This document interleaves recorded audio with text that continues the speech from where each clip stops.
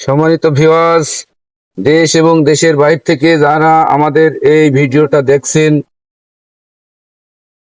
তাদেরকে বন উন্নয়ন নার্সারির পক্ষ থেকে আমি মোহাম্মদ জুলফিকার সিদ্দিক জানাই আন্তরিক অভিনন্দন।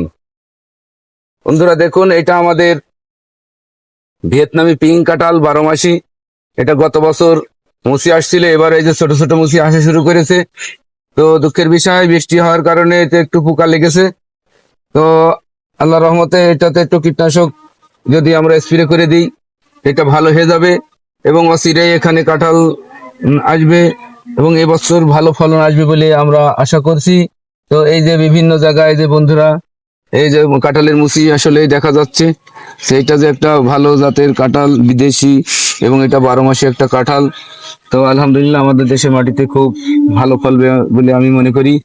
বাংলার মাটি সোনার চেয়ে খাঁটি। আসলে কি বলবো, যেই গাছই লাগাই সেই গাছই তো ভালো হয়।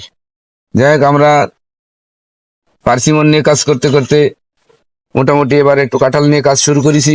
তো আলহামদুলিল্লাহ আশা করছি ভালো কিছু হবে। তবে বর্ষার কারণে কিছুটা হলে একটু পিছিয়ে গেল। তো বন্ধুরা, আমাদের গাছে এবছর এই যে কাঁঠাল আসার সময় এসে গিয়েছে, মোটামুটি মুচি আসা শুরু করেছে। তো যারা কাঁঠাল বাগান করতে চান, আশা করি নিশ্চিন্তে করা যাবে।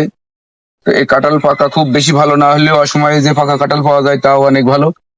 এই পর্যন্ত আজকের মতো এখানে শেষ করছি। বন্ধুরা, ভিডিওটা যদি ভালো লাগে তাহলে লাইক, কমেন্ট, শেয়ার এবং সাবস্ক্রাইব করুন, আমাদের সাথেই থাকুন।